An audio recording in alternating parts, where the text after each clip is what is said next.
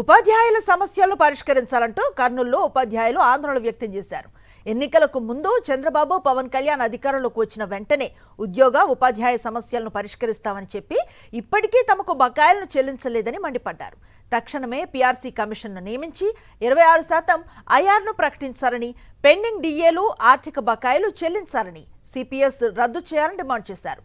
తమ డిమాండ్లను పరిష్కరించకపోతే ఈ నెల 17న చలో విజయవాడ నిర్వహిస్తామని హెచ్చరించారు. ప్రభుత్వం ఇంతవరకు ఆర్థిక అంశాలపై స్పందన లేదు. గతంలో పలుమార్లు రాష్ట్ర యూటీఎఫ్ కమిటీ గౌరవ ముఖ్యమంత్రి గారు కానీ, ఉప ముఖ్యమంత్రి గారు కానీ, విద్యాశాఖ మంత్రి కానీ పలుమార్లు ప్రాతినిధ్యం చేసిన ఫలితం లేని పరిస్థితుల్లో, విధి లేని పరిస్థితుల్లో ఈరోజు రోడ్ల మీదకి ఎక్కి ఈరోజు మా డిమాండ్లు నెరవేర్చకపోతే ఫిబ్రవరి 17వ తేదీన చలో విజయవాడ పెద్ద ఎత్తున నిర్వహిస్తామని చెప్పేసి ఉపాధ్యాయులను ఆహ్వానించే కార్యక్రమంలో భాగంగా, ఉత్తేజపరిచయంలో భాగంగా, వాళ్ళ చైతన్యపరిచయంలో భాగంగా రన్వే 2 కార్యక్రమాన్ని ఈరోజు కొనసాగిస్తున్నాం. అప్పుడు మాత్రం ఒక డిఏను మాత్రం ఇచ్చేసి, పెండింగ్ లో ఉన్నటువంటి 4 డిఏల్లో ఒక డిఏ ఇచ్చేసి చేతులు దులుపుకున్నది ఈ ప్రభుత్వం. ఈలోగా మళ్ళీ ఇంకో డిఏ కూడా ఇచ్చే సమయం ఆసన్నమైంది. ఇప్పుడు 4 డిఏలు మళ్ళీ పెండింగ్ లో ఉన్నాయి.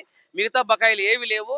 మొన్న గుంటూరులో సభ జరిగినప్పుడు, మా కౌన్సిల్ సభ సందర్భంగా జరిగినప్పుడు పెద్ద ఎత్తున మళ్ళీ పోరాటం చేస్తామని చెప్పి హెచ్చరిక చేస్తే వెంటనే పీఆర్సీ కమిషన్ వేయకుండా కొన్ని 1100 కోట్లు మాత్రము ఏదో బకాయిలు మాత్రం రిలీజ్ చేసింది.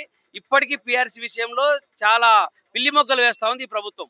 అందుకని రణబేరి 2 పేరుతో మళ్ళీ మేము పోరాటంలోకి దిగాము. రేపు ఫిబ్రవరి 17వ తేదీన పెద్ద ఎత్తున చలో విజయవాడ కార్యక్రమము వేలాది మంది ఉపాధ్యాయులతో నిర్వహించనున్నాము.